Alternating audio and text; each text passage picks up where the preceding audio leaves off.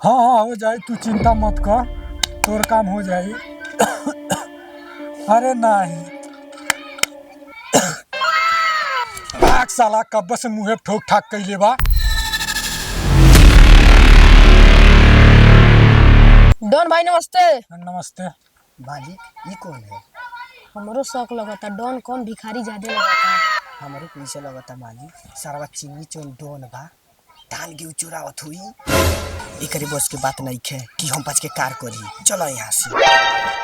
ए कौन हमारे तहन के जे हमारे गली में आके बिना नाम बतौले जाता कुल? ठीक है, हमारे मामा का लड़का वाले का रे जे तो का नाम बताई। ए डोन मानी 6 गोली मारब और मेन जगह ही फाड़ब। भाग मत दे, छोड़ो डोन वाली कैसे मानी जे तू ही डोन वाला। नाच के बता पड़ी का रे? नाची बता। साला अपने पापा के बियाह में बोलले बड़े का रे जे चिल्लर उड़ा के नचैबे। डॉन बानी इतना गोली मारा पिछला हवा टंकी बंद हो जाए, समझ ले। कोने काम से आल बड़ा कुल बताओ कुल। ए कुर्सी ला रे।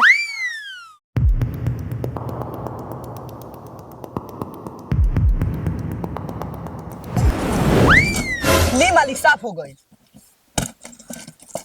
हम कहाँ बैठी? ते हमार लाड़ पर बैठ जो, खड़ा रहते ऐसे। खतनी मालिक बुझाता सारा पास बजट नहीं बा, तो के कुर्सी बड़ी छौले बा, हमके खड़ा कर ले बा। ए ठोक दिकारे के अब ऊपर से कर मौसा जो ले। चुप साला, देखो तेरे गन मार दी तो सब बंद हो जाई। ए काम का बाबू बताओ कुल पहले। डॉन भाई किडनैप करे के बा। इतना बड़ा काम नहीं हो पाई। हम कहनी मालिक सारा फर्जी डॉन बा, इसी नहीं हो पाई। ते सरवा चुप रहू नहीं तो पहला खाता तोरिये से खोलब। ए कौने करे बारे फोटो भेज। ठीक बात, तारे मोबाइल भेज दे तनी। अच्छा सुन, काम हो जाए चाहिए, नहीं तो जोने आते पैसा ले बड़े खाए लायक नहीं छोड़ो। ए चुप सारे, पैसा ले ले वाले काम कर।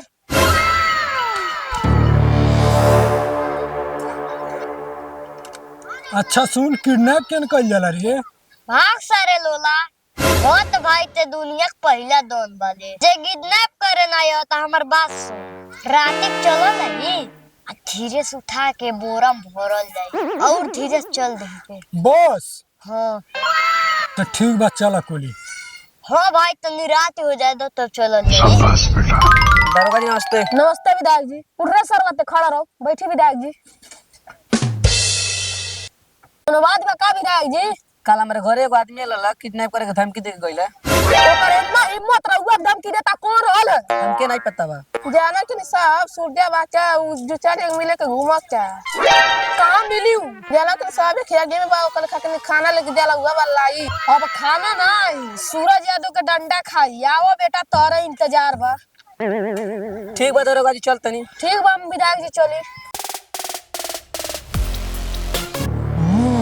साला कुछ और सोचे के पड़ी, लागत नया आइडिया लगाए के पड़ी। अरे सर घोड़ा का लाड़ सुहारा होते रे, सही से दबा ने। सरवा ले ले बानी बयाना, ना दे पकड़ के तो पैसा के साथे जनमो दे पड़ी। ए कोनो लगे पलान बारे? भाई हमारे लगे एगो पलान बा। चुप साला, पलान बा पिछला पलान में तो मार के मुंह फाड़ना कुल, अब की पलान में पता ना का फरिया कुल। जो तो पहले खाना लेके आ। ठीक बजा तई लावत है।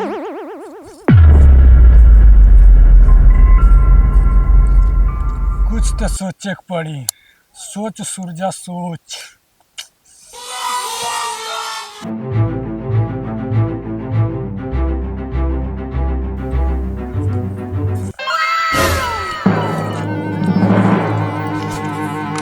बेटा भगिया जाना तो निशाना में सही ना लगला।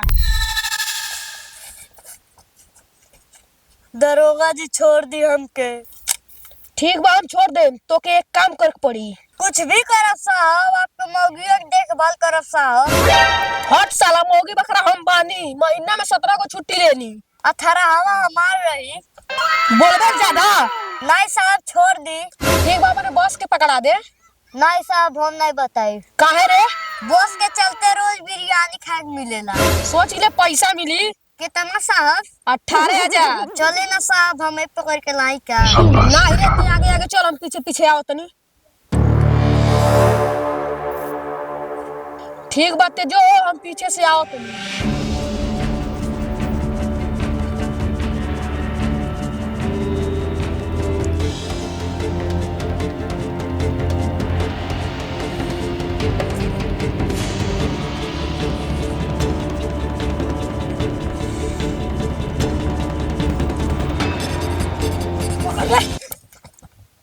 साला पुलिस कहाँ से आ गई रे? कौन बतौला है रे? भाई हमके क्या पता।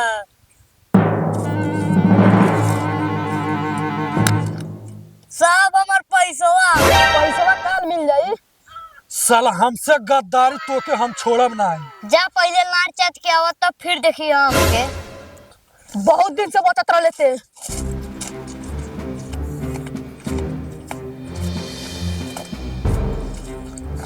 चल अंदर चल।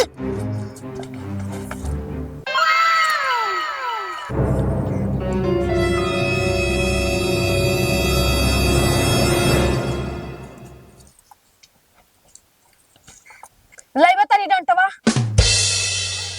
ई साहब तेल नहीं लगो लेकर रे। नहीं साहब। अरे साहब मर गई, छोड़ दी साहब। छोड़ दी। अरे दादा ने साहब गड़िया छोड़ के बगले मारी। अरे साहब छोड़ दियो, हम गुंडाई नहीं करो। तू साला नहीं सुधरेगा। अरे साहब सुधर जाए, छोड़ दी किसी के तू खलाता बगले मारी। आज तो सारा दबंगई निकाल दे। हम गुंडा नहीं बनब साहब, गलती हो गया, माफ कर दी साहब, तार मौली कसम, छोड़ दी साहब। हाथ खोलता देख, आज तो छोड़ देता नहीं। दोबारा गुंडाई कैले तो अब की पारी टांग के मरनी, पिछला बार गांठ के मारो। चल बैठ, साइन कर और जो। ये साहब गड़िया दुखाता, कैसे बैठी? खड़ा खड़ा साइन कर। ली साहब जाई जो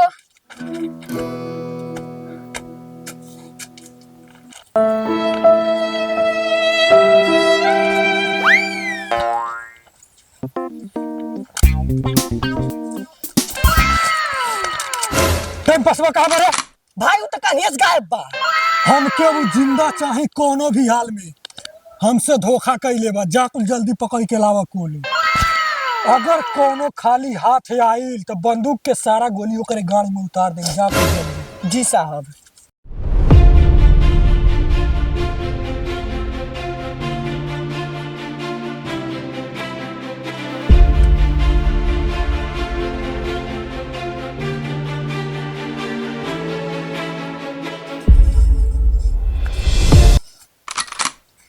चल बहुत होगा तोर आराम।